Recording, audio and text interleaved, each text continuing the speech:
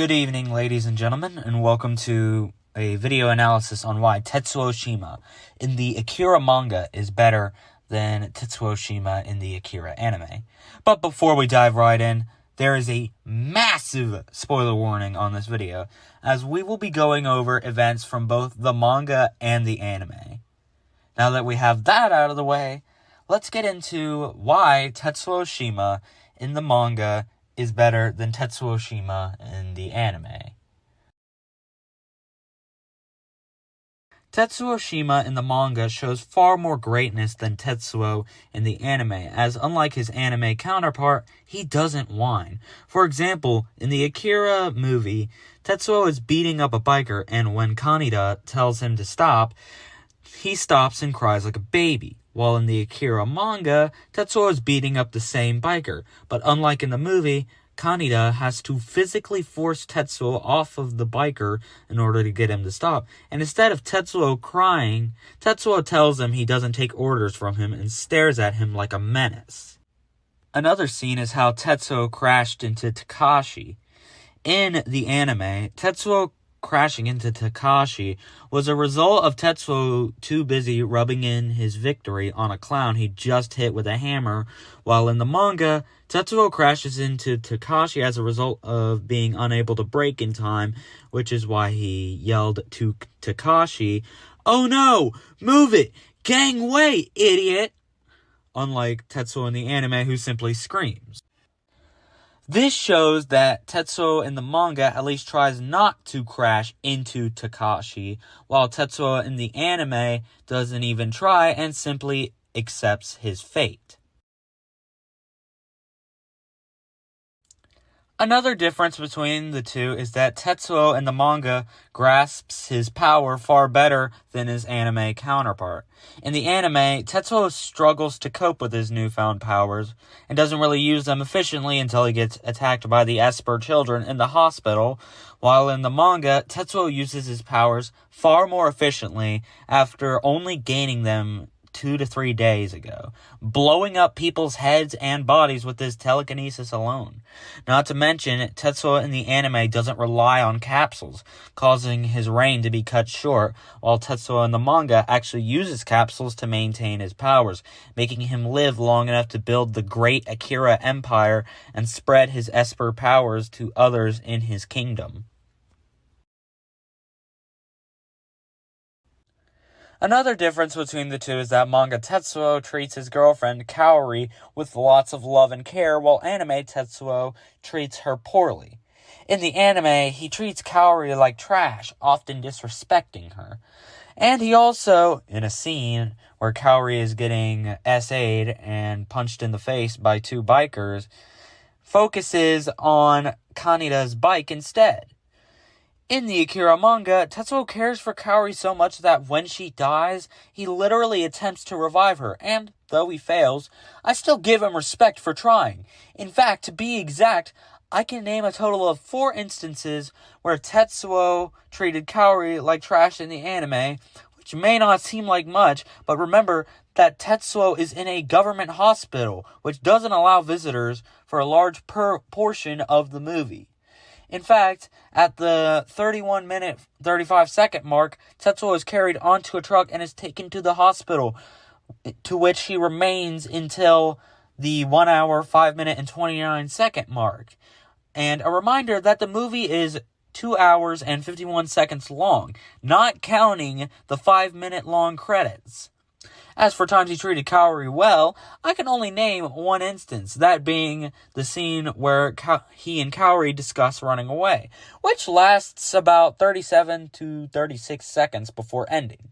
Now, this one isn't entirely his fault, but in the end, he does end up killing Kaori unintentionally by crushing her with his mutated body. To show what happened, here's the clip. What? What did you say? My body's not doing what I tell it to. My power's acting on its own. Yeah, pretty messed up, huh? Now, on to Manga Tetsuo, and oh boy, this gets fun. To start off, Kaori and 2 other girls are slaves to Tetsuo, And Tetsuo, being the crazy teenager he is, he gives them pills, which are apparently the same pills he takes for his powers, except these are purely for recreational purpose, so they're weak for Tetsuo. Emphasis on for Tetsuo. So what happens after this? Well, the girls die, except for Kaori, who actually didn't take hers. But Tetsuo, rather than getting mad at her for not taking hers, actually treats her well despite having a mental breakdown from getting intimidated by Akira. In fact, despite his poor mental state, this man was nice enough to get Kaori a blanket and a cup of what I presume to be coffee. I would say hot cocoa, but then again, it doesn't matter. My point is, he got her a nice drink and a blanket despite his poor state. After this, Kaori leaves Tetsuo to let him calm down, so she gets assigned to take care of Akira. Now, I'm not the kind of guy to gush, but oh my god, Kaori feeding Akira has to be the cutest thing I've seen in this manga. It's one of the few wholesome moments you'll get to see out of the entire manga. Now, even later, Kaori is helping Tetsuo with his drugs because, espers need drugs to survive in this universe. When Tetsuo tenses up, she asks him if he's alright. He then leaves to talk to Lady Miyako. Now, much later in the manga, Kaori is taking care of Akira as usual when she finds that the river is filled with Tetsuo's drugs.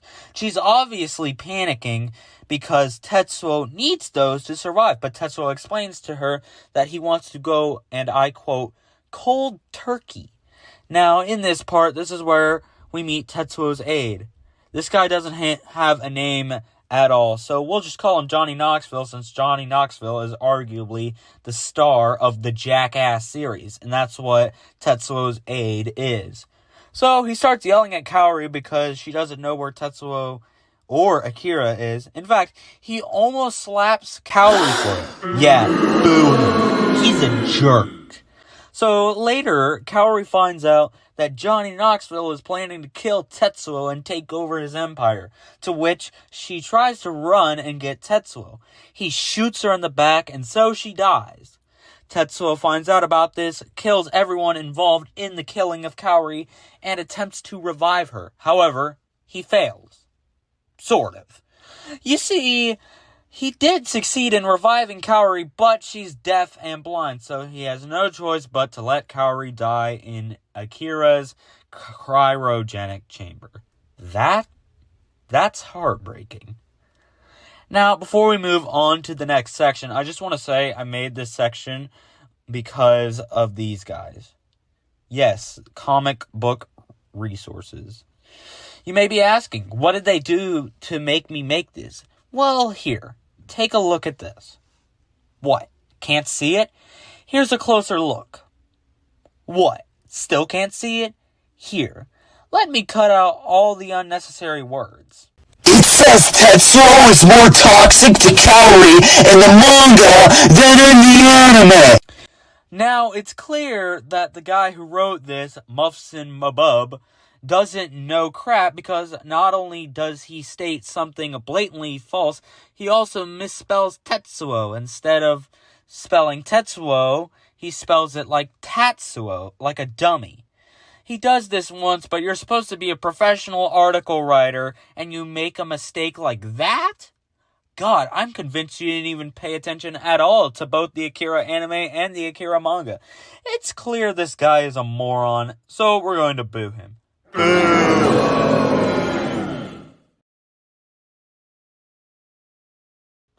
Manga Tetsuo is far more powerful than that of anime Tetsuo.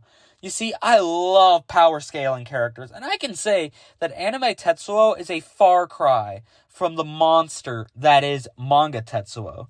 During my time calculating and power scaling, I found that Tetsuo is only city level in the anime. Can you guess what Tetsuo in the manga is? Tetsuo in the manga is multiversal. This man has the strength and speed to surprise me by a lot. You see, Tetsuo punched a hole in the moon and moved the debris around to make a ring around it. credit goes to Why Can't I Name Myself, because this man did the math on how much he had to lift, and it came out to be 1.0373286648287 plus 19 kilograms, which, when turned into a numerical form, is... Alright, I can't pronounce these numbers, so I'll have Google Translate say it for me.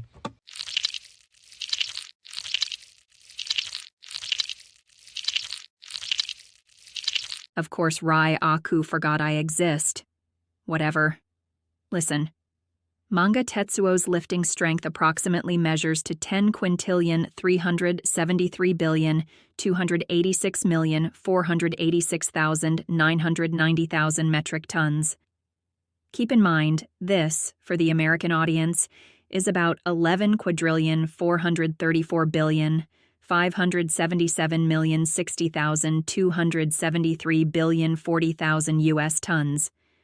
I don't even think Goku could lift this much, because we know Goku lifted 40 tons back in the Majin Saga, but even with everything that has happened in the Dragon Ball Super manga, I still don't think he could lift as much as Manga Tetsuo.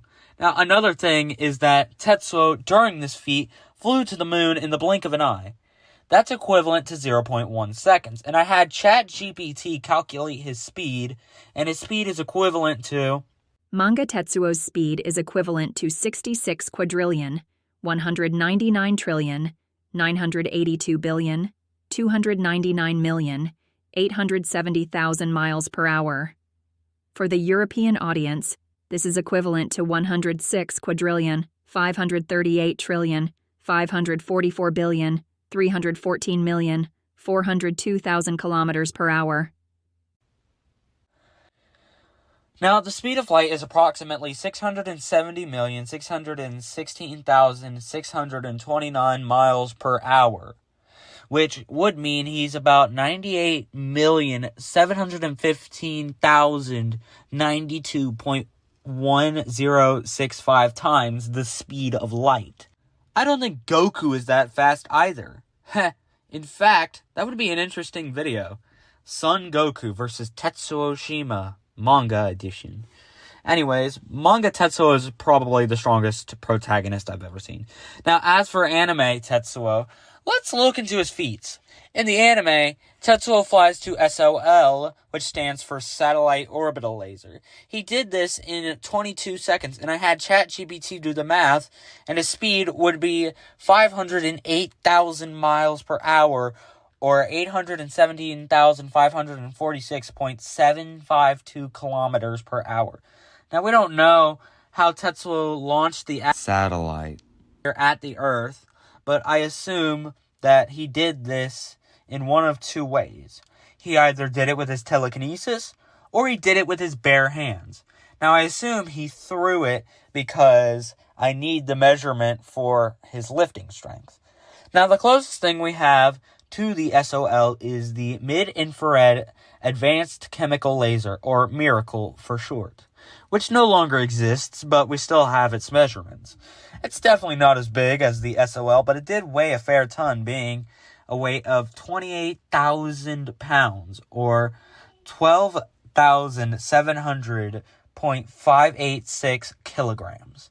Considering this thing is as tall as 4 humans standing on top of each other, we'll compare it to how many Tetsuos it would take to be as tall as the SOL.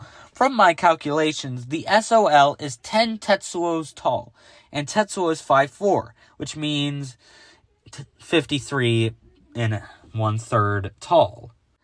As for width, the frame only shows half the width of the SOL. So we'll just double it.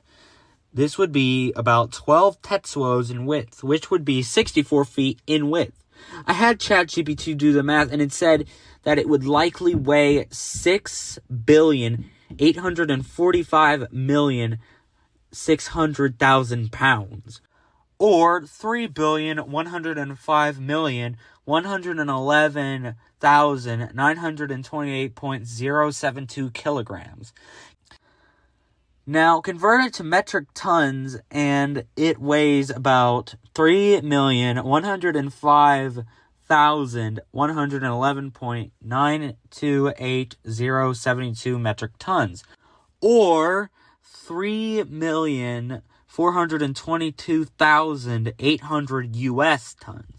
Yeah, he's a far cry from what Manga Tetsuo is. He's still extremely powerful, but geez, Katsuhiro Otomo was really cooking when making Manga Tetsuo. I mean, he's thousands of times faster than light. He can lift millions of tons. He's literally built for Can He Beat Goku, though. And the fact that he got his powers within a few months is nuts. Imagine how much power he would have if he stayed alive for a year. He'd be unstoppable. Meanwhile, his anime counterpart is Saiyan Saga level material. Maybe even Ginyu Force level material. But at the end of the day, Manga Tetsuo stomps!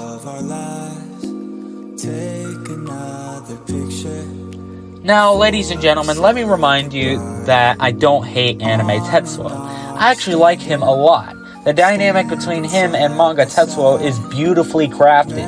However, at the end of the day, that still doesn't mean I like him the best, because to me, as much as he looks amazing in the Akira movie, he just doesn't have the same spark that Manga Tetsuo had.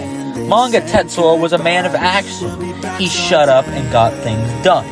While Anime Tetsuo was a crybaby with powers. He constantly whined and talked.